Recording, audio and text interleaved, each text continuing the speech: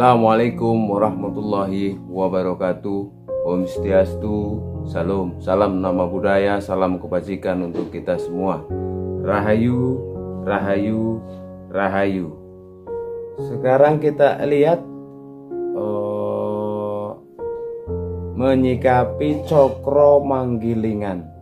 Prinsip apa saja yang dihidupkan di tengah masyarakat Jawa?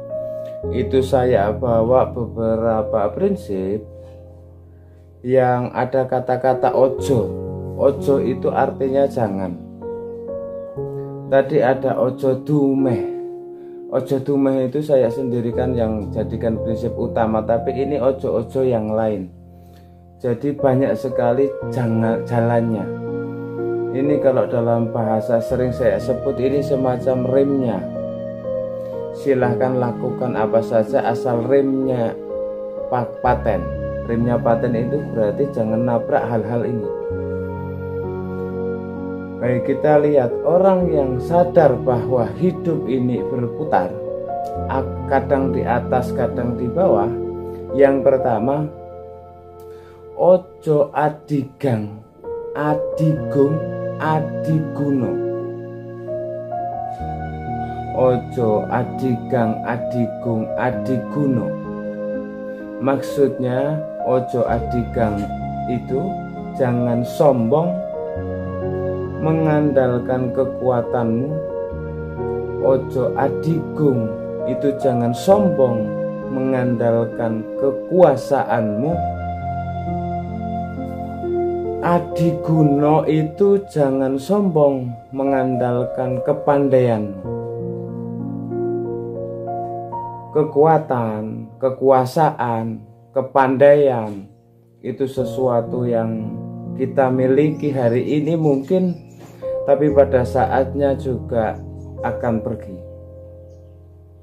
Nggak ada orang yang kuat selamanya, atau dia berkuasa terus-terusan selamanya, atau dia pinter terus, pinter dalam segala hal. Setiap kekuatan, setiap kekuasaan, setiap kemahiran, kepinteran ada batasnya. Dalam hal tertentu mungkin kita pinter, tapi dalam banyak hal yang lain kita termasuk yang tidak tahu apa-apa.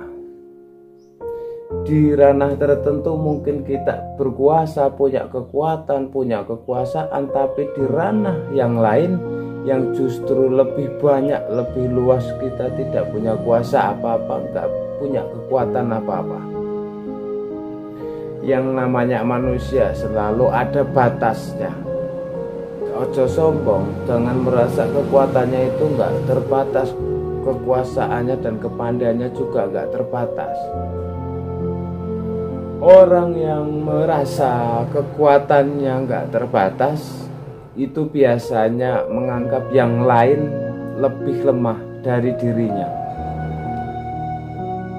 Orang yang merasa bahwa kekuasaannya nggak terbatas biasanya cenderung menganggap yang lain lebih rendah dibandingkan dirinya.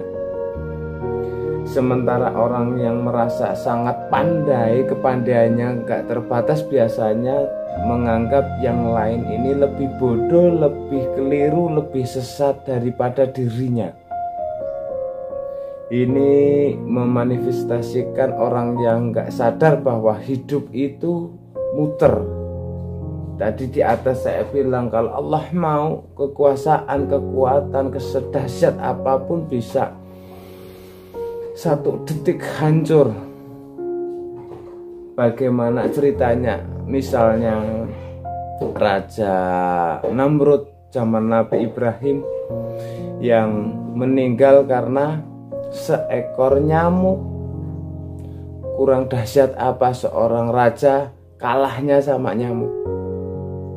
Kurang merasa besar apa manusia modern dengan segala kedahsyatannya, teknologinya? Kita merasa menguasai bumi dan seisinya, yo kalahnya melawan bahkan lebih kecil daripada nyamuk virus namanya COVID-19. Jadi nggak pantas kita itu sombong, nggak pantas kita itu merasa pinter, merasa kuat, merasa besar. Itu yang pertama. Ojo selanjutnya ini paket ojo-ojo ini, jangan-jangan. Ojo gumunan, ojo getunan, ojo kagetan, ojo aleman. Ojo gumunan itu mudah kagum. Ada apa-apa sedikit, wow, ada apa-apa sedikit, oh, itu mudah kagum. Orang yang mudah gumunan, mudah kagum itu biasanya mudah ditipu, mudah dibohongi. Yo, fenomena viral-viral itu kan banyak memanfaatkan logika manusia yang suka gumunan. Wah, tadi itu ada ini loh, peristiwa alam yang begini. Wah, tadi itu gumunan dan kagetan. Jadi orang kaget itu biasanya, terus orang gumun itu biasanya nggak waspada. Orang wow itu biasanya nggak bisa berpikir jernih. Jadi bagian ojo yang kedua ini menggiring orang itu tidak bisa berpikir jernih, gumunan. Kalau kita sadar cokro manggilingan, sadar bahwa segala sesuatu sudah ditentukan oleh Allah, mungkin kita nggak terlalu, kalau Allah menghendaki ya apapun bisa terjadi. Yang kedua, ojo getunan. Getunan itu mudah menyesal.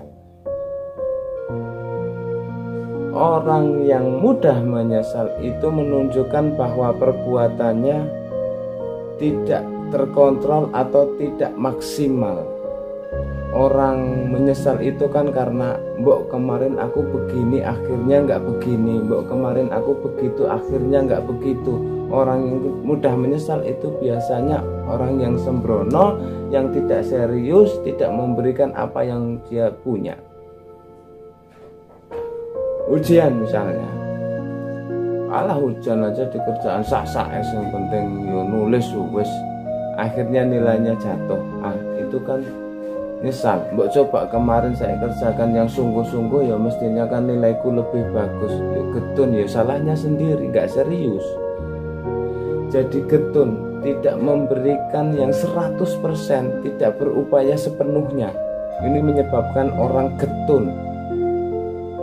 Jadi cirinya orang getun itu menyesali masa lalu. Mengapa masa lalu disesali? Karena dia nggak serius. Makanya ojo getunyan, berarti berikan sepenuhnya apa yang engkau punya. Kemudian ojo kagetan. Ojo kagetan itu jangan mudah kaget.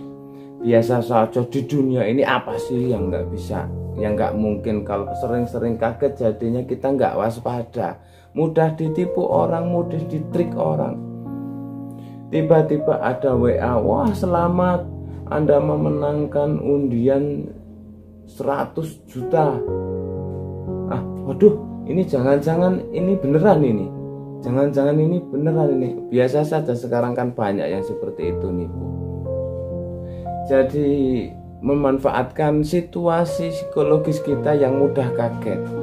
Kalau tiba-tiba ada kabar apa terus kita kaget, ketika kita kaget kita nggak waspada.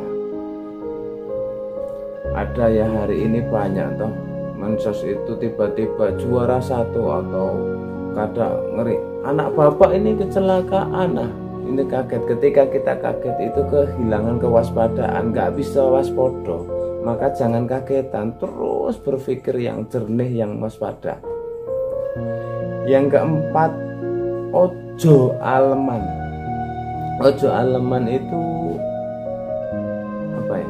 Jangan manja, atau kadang kita juga diterjemahkan jangan senangnya dipuji saja. Orang aleman itu orang yang selalu minta dirayu. Jadi harusnya dia bisa memenuhi sendiri, dia itu nunggu dipenuhi orang lain. Itu kan bukan tugas saya. Nah, meskipun ya kalau dia tandangi ya beres, tapi ya aneman. Jatahku kan cuma ini, itu kan tugasnya dia. Jadi nggak ringan tangan. Dan dia inginnya dilayani terus, itu aleman. Jangan aleman. Orang aleman itu berarti dia tergantung pada orang lain, tidak mandiri. Meskipun tadi diartikan suka dipuji, orang suka dipuji itu bukan berarti hidupnya tergantung pada orang lain. Tidak mandiri versi dirinya. Nah, jadi yang kedua, ojo kagetan, ojo gumunan, ojo getunan, ojo aleman. Ojo gumunan, jangan mudah kagum. Ojo getunan, ojo mudah menyesal. Ojo kagetan, jangan mudah kaget. Ojo aleman, jangan manja.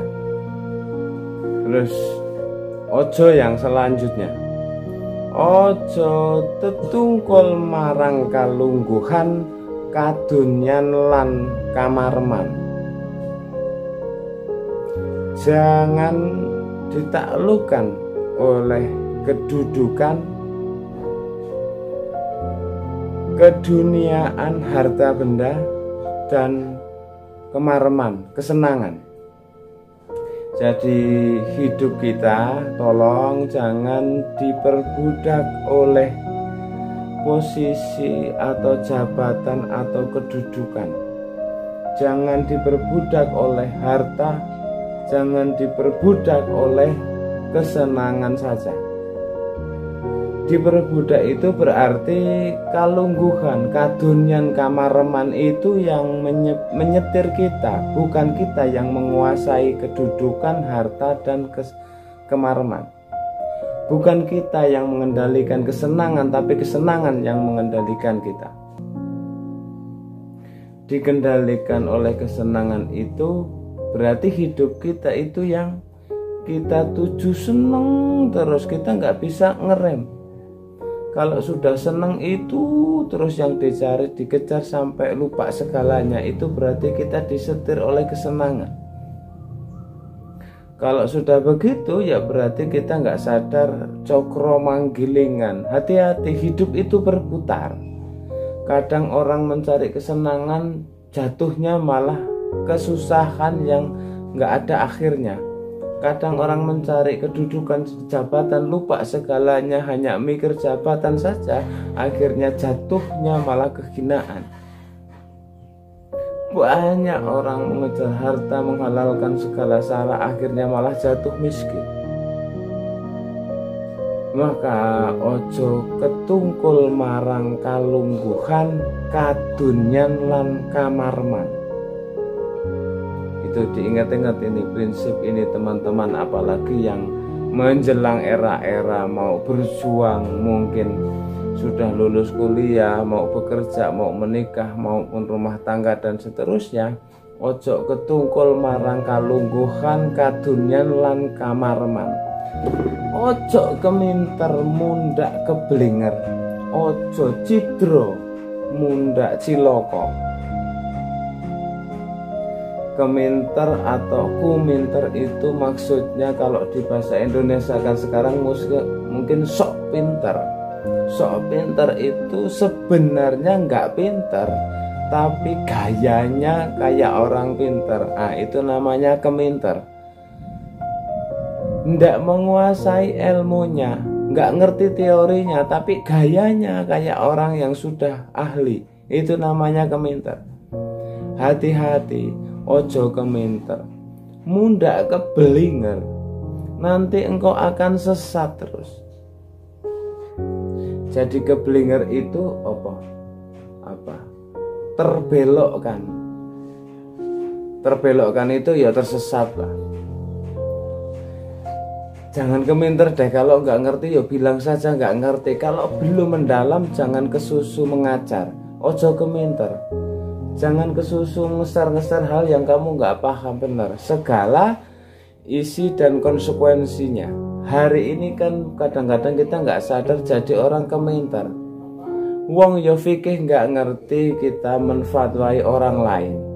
Ini nggak boleh, ini haram, ini makruh, ini bid'ah dan lain sebagainya. Ini kan menfatwai orang lain, menvonis orang lain dengan fatwa agama. Wong kita ini bukan ahli fikih, biarlah yang ahlinya saja yang menfatwai. Kita bukan hakim, itu kan ya jangan menghakimi orang lain. Ojo keminter, nanti keblinger.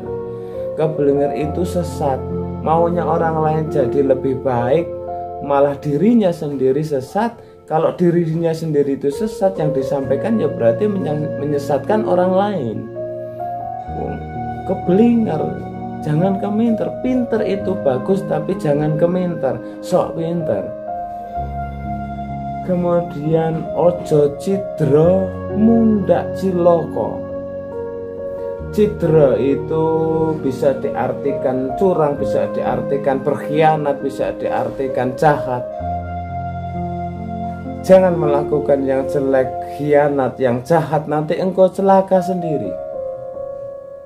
Apa yang engkau tabur, itulah yang engkau panen. Kalau engkau menaburkan yang jelek-jelek, panenmu juga pasti jelek-jelek.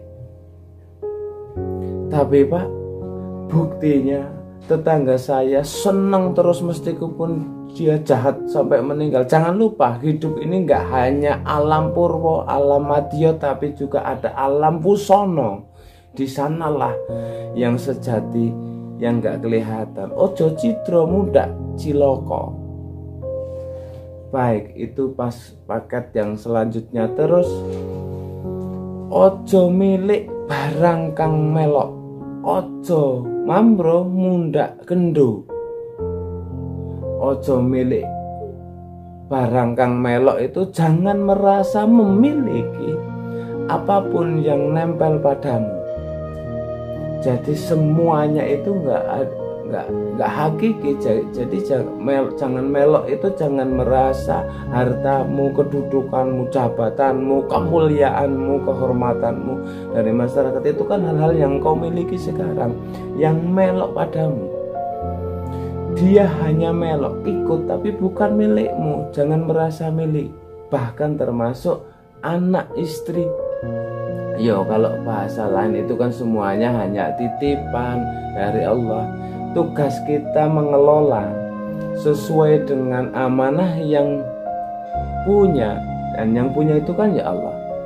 Amanatnya Allah itu kita jalankan. Kita dititipi istri, dititipi suami, dititipi anak, dititipi harta, dititipi jabatan. Semuanya harus kita kelola dengan baik sesuai keinginan yang nitipi. Maka ojo milik barang kang melok. Jangan diperlakukan seperti milikmu. Tetap sadarilah bahwa ini hanya titipan. Jadi caramu memperlakukan sesuai dengan yang nitip. Ya, kalau teman-teman nanti ada di kajian-kajian tasawuf ini lebih dalam, bagaimana kita jangan terikat, jangan melekat dengan dunia.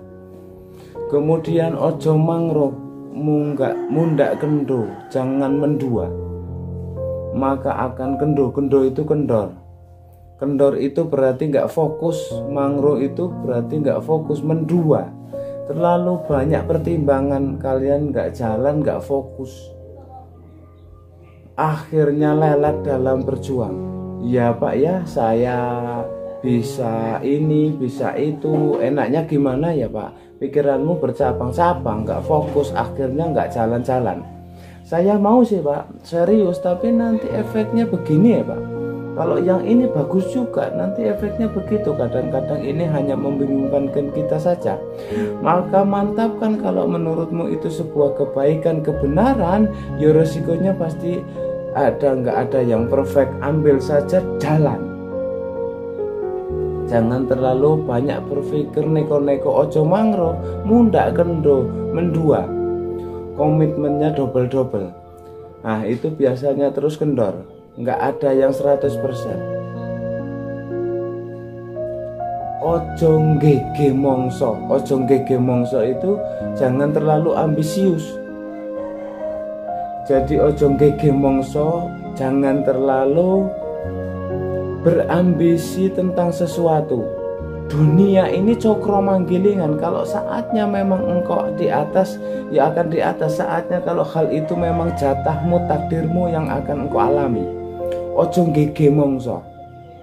Punya cita-cita boleh, punya keinginan boleh, tapi jangan ambisius. Jangan mewajibkan sesuatu yang di luar kekuasaanmu. Pokoknya saya tahun ini harus sudah naik haji. Ya raiso wong sekarang yang sudah terdaftar saja bisa mundur karena ada Covid Corona. Ojo ngege mongso. Saya harus jadi yang nomor 1 di dunia sekarang ini loh Pak. Ojo ngege mongso lah. Yang biasa-biasa saja, jangan terlalu diperbudak oleh ambisi. Baik teman-teman, kita lanjutkan. Kalau tadi sudah kita bahas tentang orientasi hidup masyarakat Jawa dengan memedomani cokro manggilingan, sekarang kita lanjutkan prinsip-prinsip hidup, sikap-sikap konkret ideal masyarakat Jawa sesuai dengan falsafah cokro manggilingan. Jadi ini setelah ini kita lihat prinsip-prinsip apa saja, kebijaksanaan hidup seperti apa saja yang dikembangkan oleh masyarakat Jawa. Ya tentunya secara ideal. Secara ideal itu maksudnya yang diinginkan oleh masyarakat Jawa itu seperti ini. Bahwa dalam perwujudan manifestasinya hari ini, falsafah-falsafah, prinsip-prinsip kebijaksanaan yang rasanya luar biasa ini perlahan-lahan mulai terkikis. Yo, tanggung jawab kita semua untuk melestarikan, mempertahankan, mengkontekstualkannya kembali dengan kehidupan kita di masa kini. Berhadapan dengan cokro manggilingan, prinsip yang paling dasar menurut catatan saya adalah prinsip ini, juga saya ambil dari Ki Ageng Surya Mentaram, nggelemi kahanan, menerima situasi. Prinsip menerima situasi ini mungkin bagi beberapa orang, misalnya yang banyak berpengaruh pandangan-pandangan tentang progres tadi, yang punya wawasan bahwa hidup ini linear, semakin maju, prinsip gelemi kahanan ini mungkin dianggap prinsip yang pasif, nggak mungkin maju. Enggak, tapi sebenarnya maksudnya itu bukan seperti itu, bukan nggak boleh maju atau nggak mau maju, tapi orang itu pertama-tama harus menerima situasi yang dihadapinya saat ini. Maju tapi tidak menerima situasi yang dihadapi saat ini, yo seringkali produk-produk, mungkin pikiran, mungkin budaya, mungkin gagasan yang dihasilkan jadinya nggak nyambung dengan identitas kediriannya, nggak cocok. Untuk bisa seseorang itu maju kan harus jelas di mana dia berdiri, harus menerima situasi tempatnya berdiri. Baru kelihatan kita itu maju opo mundur. Tapi orang kalau tidak gelemi, tidak menerima situasi sekarang, susah kita membacanya ini orang maju opo mundur, opo setback. Ini yang mungkin menurut saya jadi akar kritiknya beberapa tokoh terhadap peradaban modern. Kita melupakan kondisi nyata, khususnya kondisi mental spiritual dirinya, sehingga yang material maju, terus kemudian mental spiritual itu jadi mundur. Baik, nah cokro manggilingan atau gelemi kahanan yang jadi perwujudan prinsipnya cokro manggilingan ini ada kalimat yang saya suka dari Ki Ageng Surya Mentaram, yaitu saiki ning kene ngene aku gelem. Jadi mengalami apapun yang memang sudah kenyataan dalam hidup kita, yo itu memang sudah terjadi, begitu harus kita terima. Saiki, sekarang, ning kene, di sini, ngene, seperti ini, aku gelem, aku mau. Jadi apapun yang kita alami, yang terjadi dalam hidup kita, pertama-tama kalau dalam bahasanya filosof barat populer itu ada istilah jasahen, itu berarti mengiyakan hidup, itu sama dengan gelemi kahanan. Jadi apapun peristiwa, apapun situasi, apapun yang kita hadapi, iyakan dulu, wong yo faktanya begitu, kenyataannya begitu. Baru setelah itu yang kita perbaiki kah, ingin kita kembangkan kah, ingin kita lebih maju kah, ya monggo. Tapi tetap pertama-tama harus gelemi kahanan. Saiki, sekarang, nggak usah nunggu nanti besok-besok atau hidup di masa lalu. Ya wis, kenyataannya sekarang ini apa? Ning kene itu di sini. Yo kalau saiki itu waktu, ning kene itu ruang. Nggak usah bingung mencari rujukan kemana-mana. Diri kita sendiri mungkin di sini, di situasi sekeliling kita itu sendiri. Ngene itu ngomong kondisi, situasi, modenya seperti ini. Aku gelem itu berarti aku mau.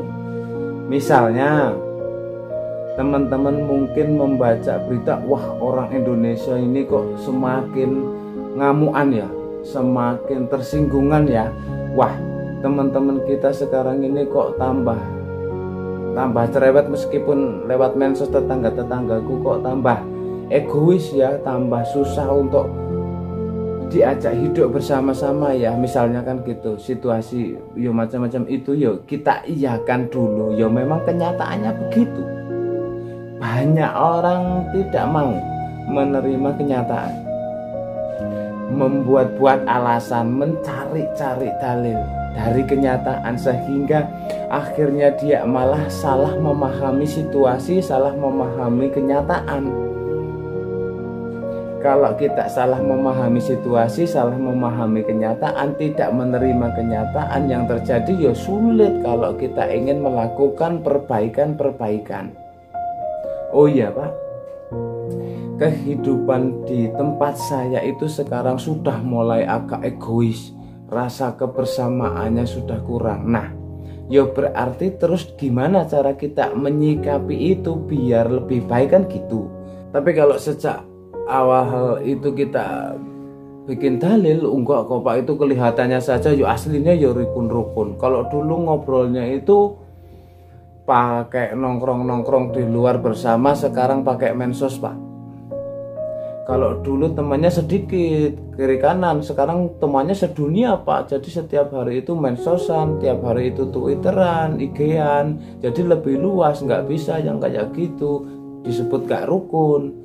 Nah ya, cuma kan secara kenyataan harus diakui bahwa orang sibuk itu sibuk dengan gadget, kedekatan secara fisik, kebersamaan secara fisiknya kan berkurang dengan tetangga-tetangga, dengan teman-teman sekitarnya. Nah ini diterima dulu, baru dicarikan solusi, dicarikan perbaikan. Oh iya, sekarang orang-orang itu gampang ngamuk, gampang marah, baperan, tak mudah tersinggung. Kita salah ngomong sedikit itu bisa dilaporkan. Ya diterima saja, wong situasinya itu memang seperti itu. Setelah itulah terus solusinya gimana, nanti kan ada perbaikan. Disitulah gunanya gelemi. Banyak yang tidak terima.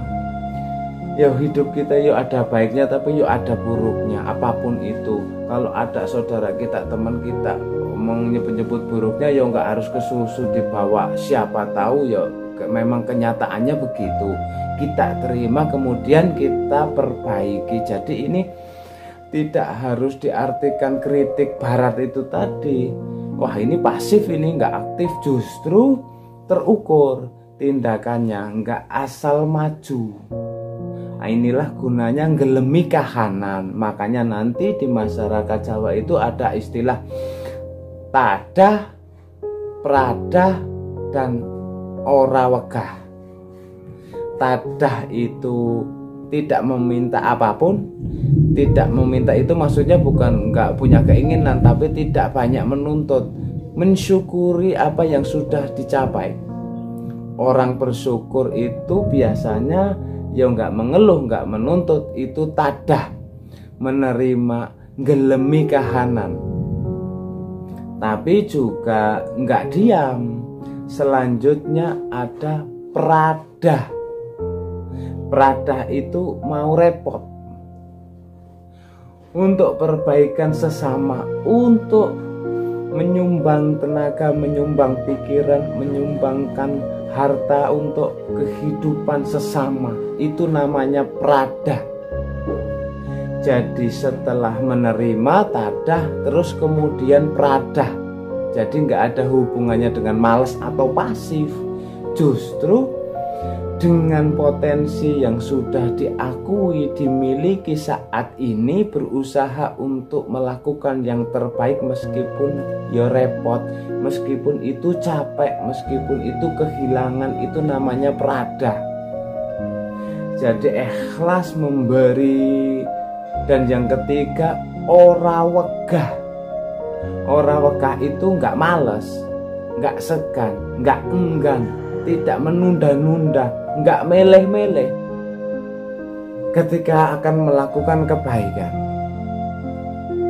Jadi nggak hanya perbuatan, ngerti ribuan jutaan konsep kebaikan, ngerti ratusan hikmah kebijaksanaan, kalau nggak diterjemahkan dalam kehidupan nyata sehari-hari, kalau kita hanya wegah saja, malas, menunda-nunda, nunggu-nunggu besok saja, nanti saja, atau milih yang enak-enak saja, itu namanya wegah. Belum disebut terpuji. Yang terpuji itu ya pradah, tadah, ora wegah. Jadi setelah pradah menerima kahanan, gelemi kahanan, setelah itu pradah mau repot, ikhlas memberi untuk sesama. Dan yang ketiga, ndak malas, ndak enggan, tidak menunda-nunda, tidak milih-milih. Saiki ning kene ngene aku gelem. Sekarang di sini seperti ini aku mau. Ini penerjemahan cokro manggilingan dalam kehidupan sehari-hari. Jadi kita terima situasi kita hari ini, kita bergerak dalam pradah sehingga roda terus akan berputar. Demikian yang bisa sedikit saya jabarkan tentang pembahasan cokro manggilingan dalam manfaat kehidupan kita, dan semoga teman-teman semua bisa mengambil hikmah dari yang sedikit apa yang bisa saya jabarkan. Semoga bermanfaat, terus lestarikan adat, budaya, dan spiritual Nusantara. Rahayu, rahayu, rahayu. Assalamualaikum warahmatullahi wabarakatuh.